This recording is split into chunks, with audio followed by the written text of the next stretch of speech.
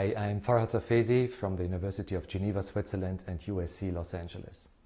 Let me show you in the next 3 minutes why I believe cross-linking at the slit lamp might change the way we perform keratoconus and corneal infection treatment in the future.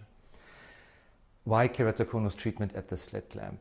A new technology at the slit lamp would not bring us substantially new beam characteristics or energy settings at the slit lamp, but it would allow us to move from a really expensive infrastructure, not everybody has it availability, to the most common thing we all share in ophthalmology, which is basic equipment, the slit lamp.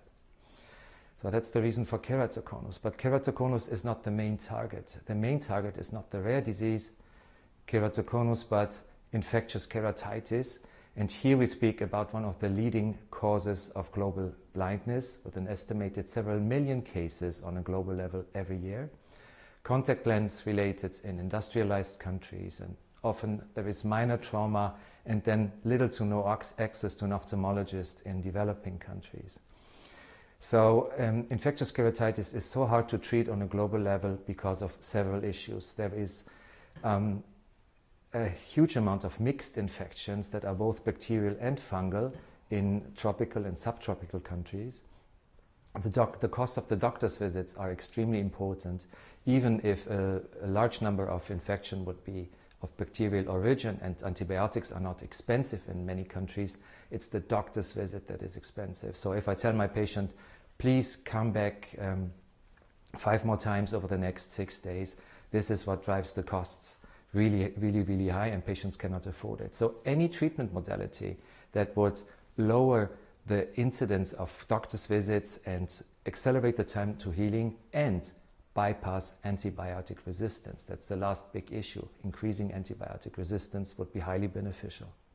Now, we've been focusing our research at both universities over the past years on how to accelerate the treatment. We know that for keratoconus, we can be at treatment modalities between 5 and 10 minutes with really good effect. That's a standard of care. And in infectious keratitis, we were able to accelerate the treatment down to 180 seconds. Now, this is a patient treated without a single drop of antibiotics. That's just light and UVA and vitamin B2. And you can imagine how excited we get as corneal specialists when we see this. Bringing the technology to the slit lamp also means that we should try to give into the doctor's hands a modality that is the easiest he is used to. It's a small device that adds onto the slit lamp just like a Goldman tonometer would, and the handling of the device is also very similar. You go very close to the patient's eye and you have a number of securities that are implemented in this device to make it easier to the treating doctor, especially constant measurement of riboflavin fluorescence during irradiation, so the doctor cannot accidentally overexpose.